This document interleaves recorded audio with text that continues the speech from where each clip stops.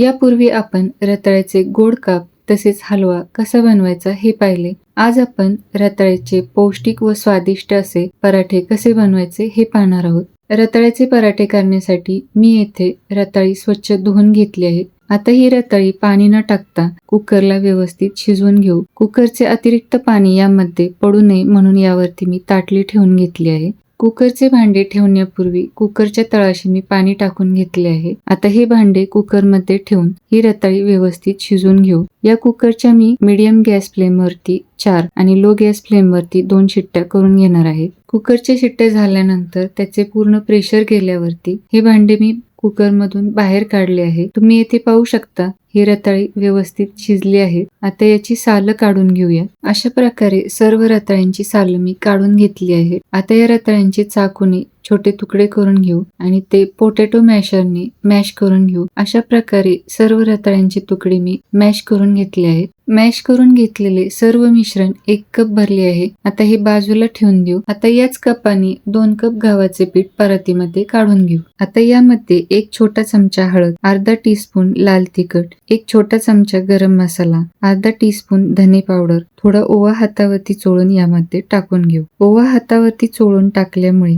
त्याचा स्वाद पदार्थामध्ये पूर्ण उतरतो. आता यामध्ये चवीनुसार मीठ टाकून हे कोरडे मसाले पिठामध्ये एकत्रित करून घेऊ. आता यामध्ये 2 हिरव्या मिरच्या व अर्धा इंच आले जे मी खिसून घेतले आहे ते यामध्ये टाकून घेऊ. तसेच यामध्ये मॅश करून घेतलेले रताळ्याचे मिश्रण, बारीक चिरून घेतलेली कोथिंबीर, 1 चमचा तेल टाकून एकत्रित करून घेऊ. सुरुवातीला पाणी न टाकताच हे मिश्रण एकत्रित करून घेऊ. त्यानंतर थोडे थोडे करून पाणी टाकून हे मिश्रण मळून घ्यायचे आहे. हे पीठ आपल्याला खूप सैल किंवा खूप घट्ट न मळता मीडियम कन्सिस्टन्सीचे मळून घ्यायचे आहे. आता या पिठावरती थोडेसे तेल टाकून हे पीठ सलम करून घेऊ. अशा प्रकारे हे पीठ मी मळून घेतले आहे. हे पीठ मळण्यासाठी मला अर्धा कप पाणी लागले आहे. आता हे पीठ मी एका बाउलमध्ये ठेवून त्याला झाकण लावून ते मुरण्यासाठी 15 मिनिटं बाजूला ठेवून देत आहे. 15 मिनिटं झाली आहेत. हे पीठ व्यवस्थित मुरले आहे. आता याचे मी समान आकाराचे उंडे बनवून घेतले आहेत जेणेकरून हे पराठे आपल्याला व्यवस्थित लाटता येतील. आता या पिठापैकी 1 उंडा गव्हाच्या पिठामध्ये घोळवून तो पोळपाटावरती ठेवून लाटून घेऊ. पीठ व्यवस्थित मळले गेले असल्यामुळे हा पराठा जास्त पिठी न लावता व्यवस्थित लाटता येत आहे. हा पराठा लाटताना थोडासा जाडसरच लाटून घ्यायचा आहे. अशा प्रकारे इतक्या थिकनेसचा हा पराठा मी लाटून घेतला आहे. हा पराठा लाटून घेताना एकीकडे गॅसवरती मी निर्लेपचा तवा गरम करायला ठेवला होता. आता या तव्यावरती हा पराठा टाकून भाजून घेऊ. आता या पराठ्याची खालची बाजू व्यवस्थित भाजून घ्यायची आहे. हा पराठा मीडियम गॅस फ्लेमवरती आपल्याला भाजून घ्यायचा आहे. आता याची खालची बाजू व्यवस्थित भाजून झाल्यानंतर तो उलटून घ्यायचा आहे आणि त्याला तेल किंवा तूप लावून भाजून घ्यायचं आहे.